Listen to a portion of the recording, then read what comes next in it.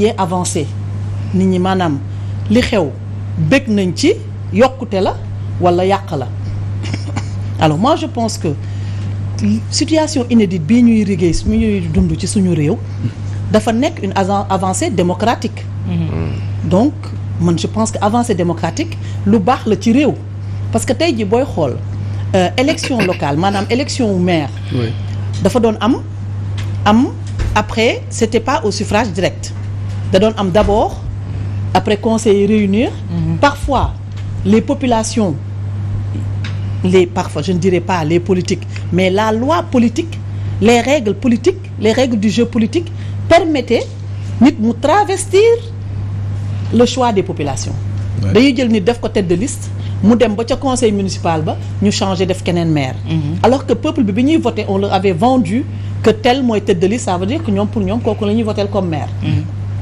alors avancée démocratique yi tax analyse yi ba tey ji ñu dem que le maire est élu au suffrage direct c'est-à-dire peuple bi dañ koy jox réponse u moom li mu laaj au niveau des élections législatives il y a du chemin à faire pour l'élection de nos députés lan moo taxoon parti au pouvoir di am ay majorité écrasante premièrement définition structurelle bi la liste majoritaire liste nationale li ñuy wax liste nationale ak liste proportionnelle bi da nga daan gis ci parti yu njëkk yi avant si je peux dire du temps quand le président Ablaye Wade combattait vraiment surtout du temps du parti socialiste da nga doon gis ñoo xam ne dañ doon fay pour nekk député ci liste nationale pratique yooyu gis nañ ko ci suñu réew ñuy évoluer ba député yi maintenant au niveau local cette année dafa wone ni il y a un leadership local qui est né pour toute parti politique toute coalition de partis la réalité du terrain mooy investissement bi au niveau local c'est-à-dire le gain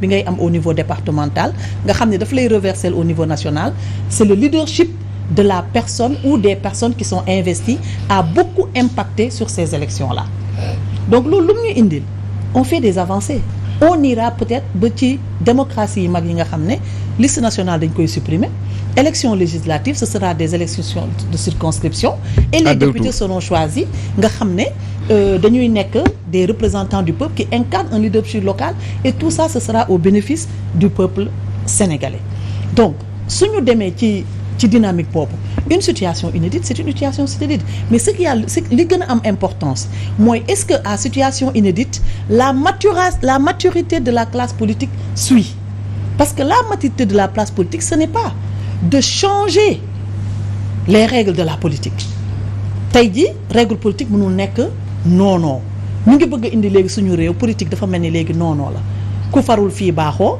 ku far fee baax nga ku farul fee baaxoo la politique ça peut pas être comme ça. mais maturité boobu ngay wax tey jii àggaguñ ci quand même parce que suñu gisee également askan bi ngay dagaan seen baat am loo leen vendroon nga dem ba ci biir ñu àgg ci cappaandaw la fal la nga travestir li nga xamante ne moom moo di seen vote on l'a vu ci élection législative yi pour chercher la maturité le cas de Pape Diop est un cas patent boo xamante ne mun nañu wax ne maturité boobu ngay wax àggaguñ ci. le cas de Pape Diop encore une fois est une leçon de maturité politique.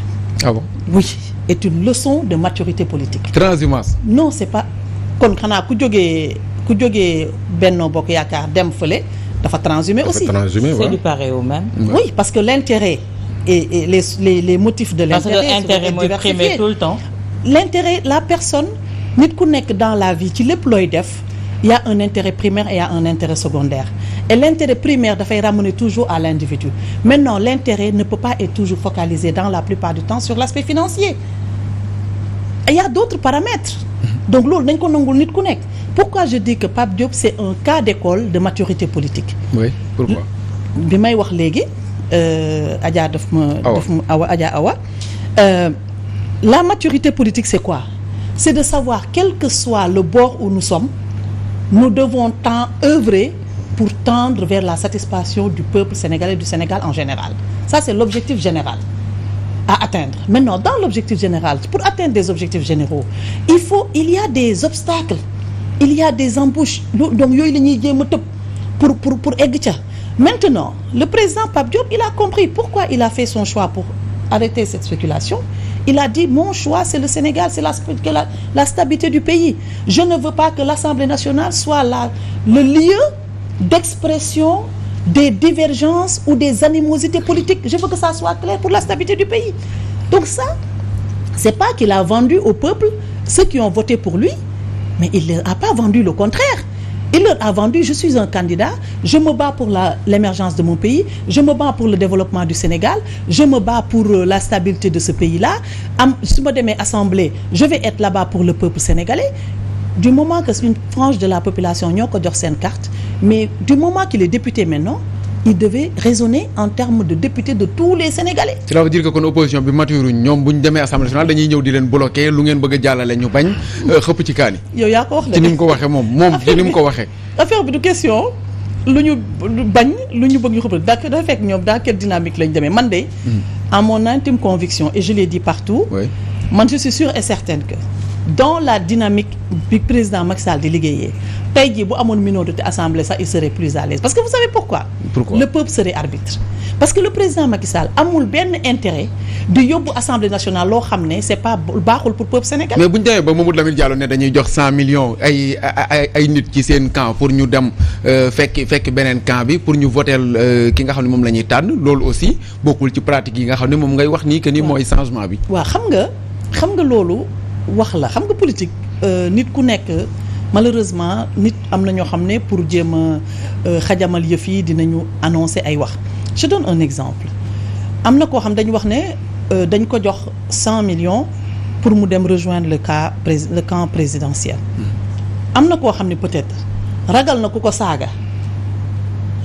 saaga au point où sañul jël décision boo xam ne baax na pour le peuple sénégalais c'est-à-dire pourquoi on veut mettre l'argent au cœur du débat c'est ça mon problème. Est-ce que xaalis moo tax ñuy politique wala résultat moo tax ñuy politique man c'est ça que c'est le débat. mais ñun ñooy def loolu également. xam nga opposition bi tey amuñu xaalis boo xamante ne ñu ngi dem pour jëli ko. on a entendu Aïda Sow Diawara wax ne opposition mi ngi koy woo mais est-ce que tey opposition bii ñu gis. waaw opposition bi am nañu 100 millions yu ñu joxe. opposition amuñu xaalis awa. tour du Sénégal zéro moo koy def tour du Sénégal di dal ci ay hôtel di dawal ay oto ay 8-8 loolu zéro moo koy def. zéro moo koy def est-ce que c'est zéro franc wax nañu fi ñu jëlee seen xaalis. wax nañ ko man de fan lañ ko waxee fan lañ ko jëm ni non kan donné des comptes. dañ doon def Kopar Express. ma ne Kopar Express defarul tuuru Sénégal en caravane am na sonorisation yoo xam ne boo ko bëggee louer benn journée rek di nga fay 5 millions. am na ñuy bonne volonté ñu bari dañoo ànd ak ñoom. gars yi mën nañoo ñëw tegal indil leen yenn yi. financé par le peuple. donc am nañu xaalis am nañ lu ñu joxe. mais tey jii de Mimi Touré Amadou Ba Abdoulaye Daouda Diallo des noms sont annoncés ci yéen tey jii kan mooy le meilleur profil pour yow. xëy na Mimi Touré la sincèrement man sama républicanité mayuma ma am ci choix mais je sais que ñoom ñëpp kuñ ci defoon tey président assemblée nationale di nga ko doxal pour l'intérêt. ki xeexi woon nag ki nga xam ne moo nekkoon ci waañ bu fekkente ne gërëmuñ ko bàyyi ki nga xam ne peut-être dafa ñëw rek toog lekk. non du loolu xam nga loo gis dañ koy waxtaanee xam nga tey du ma ko waxee ci kon kay waa de l'autre côté nañu jël rek directement ku nga xam ne moo nekkoon tête de liste suppléant yi mu nekk président assemblée pourquoi y a débat ci seen biir.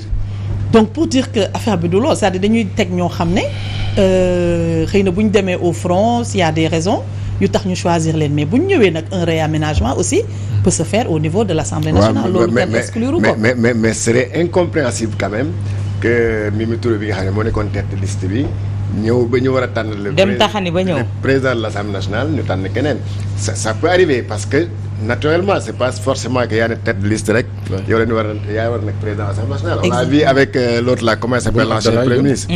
Mais boobu il avait ses raisons. Il avait ses raisons. Pourquoi il aura ses raisons. Bon bii yoon nag est-ce que bii yoon yaakaar nga ne Mimi Touré alors dina bàyyi ne man dem naa liggéey naa gagné naa léegi je laisse à la place à Amadou Ba ou bien à Diouf Sarr mu nekk président alors que moom du jàpp si dara à moins que dig ko par exemple le poste de premier ministre. madame je m'excuse toujours pour préciser gëwuma ni madame Aminata Touré dina raisonner noonu parce que victoire bi c'est la victoire de la coalition Benno Bokk Yaakaar. et comme ni nga ko waxee sax c'est le président qui décide. c'est notre chef et c'est notre leader donc ñu jox ko cër publicité mais liggéey bi kenn mënul taxaw ne man kese maa tax ñu gagné. c'est un travail de groupe. te ku nekk da nga si apporter du sien ba ñu am résultat bi ñu am. mais bul fàtte ne le vote est secret. d'accord est-ce qu'il y aura le vote lors de la présidence. mais je suis d'accord. je suis d'accord que c'est secret. est-ce qu'il y aura pas représailles après bu fekkee ne comme ni ñu ko waxee ni ko Issa waxee ki demoon taxani ba ñëw taal heure séddale jot ñu jox ñeneen ñu lekk fàtte ko. La logique voudrait logiquement comme c'est elle qui est allée au charbon la logique voudrait que ñu jox ko.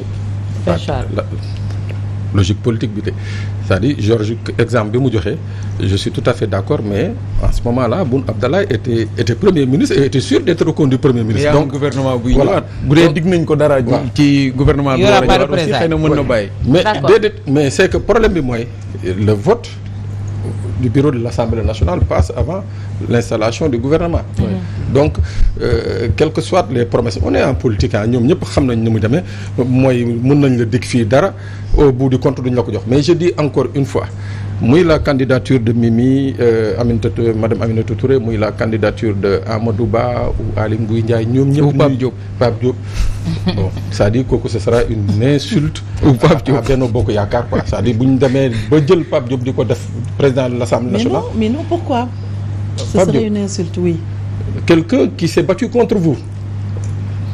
Non, il est allé aux élections contre Benno Bokk Yaakaar. ñun jàppewuñu ko contre. déedéet. Cet questionnement aussi mérite réflexion. jàppewuñu ko contre. Ça mérite réflexion. non ñun jàppewuñu ko contre. loolu ça mérite réflexion peut-être que fii ak le 12 on va être édifié. Comme quand Ousmane Sonko disait que ceux-là qui ne sont pas de Wallu ou de Yewwi sont financés par Benno kon c'est non je veux dire pourquoi je dis que ñun jàppewuñu ko contre. même ceux qui sont allés dans ñi dem ci yeneen coalition yi. ñun jàppewuñu leen contre. dañ leen jàppee architecture normale politique architecture normale démocratie nous ne sommes pas des ennemis. pas du tout. on cherche ñun ñëpp la même chose. xam nga élection moom. bu doon benn liste rek on serait dans une monarchie. bu doon benn liste rek mooy am. mais le fait que muy am yeneen i liste que la concurrence s'installe c'est pour que le peuple sénégalais mën a am le plus de voix différentes la différenciation à tout le plus de voix différentes de discours différents yoo xam ne système de réflexion yi daf ñu permettre ñu produire un résultat plus probant et plus rentable pour le peuple sénégalais. D'accord. Non, juste une question. Le choix de Pape Diop comme on dit à situation inédite. En tout cas cette réflexion. Non, moi je pose juste une question. de Yaye Fatou. En dit long. Non, juste benn question rek une petite question rek. Man à vous entendre. Je suis tout à fait d'accord et je suis sublimé de voir que quand même notre classe politique est capable de dépassement. Donc ça veut dire on peut être sûr que ñii di wax ni que y a des tentatives de débauchage de la part du pouvoir vers l'opposition ça n'existe pas. Mooy que vous vous suffirez à vos 83 députés. Mais non, vous savez. On ne va pas nous suffire à nos 83 députés. Ah OK, d'accord. Man mii di wax ak yow. Kon vous n'êtes pas majoritaire. Non, on est majoritaire. Ouais. Nous, on est majoritaire. Ouais. En termes de majorité, on est majoritaire. Mais on est dans une dynamique. Man mii di wax ak yow tey. Député bu ma xam nga nekk de l'autre côté dinaa la convaincre le maximum possible pour que Assemblée nationale nga nekkal fa le peuple sénégalais bul fa nekkal ci dynamique xëccoo. nekkal fa le peuple sénégalais mooy être de votre côté. Non, c'est pas de votre côté lu ñu indi loo xam ne intérêt peuple bi la. seetal ndax intérêt peuple. est-ce que tey jii ñooñu gënuñu conscient que. mais attends man li ma intéressé daal mooy cette réflexion sur le cas Pape Diop de Yaye Fatou m'interpelle beaucoup. mais tey Issa ñu avancé. je suis pour. D'accord, merci. Issa d'accord ñu dem ci multitude de candidatures. La radicalisation n'est pas. Non, moi je suis pas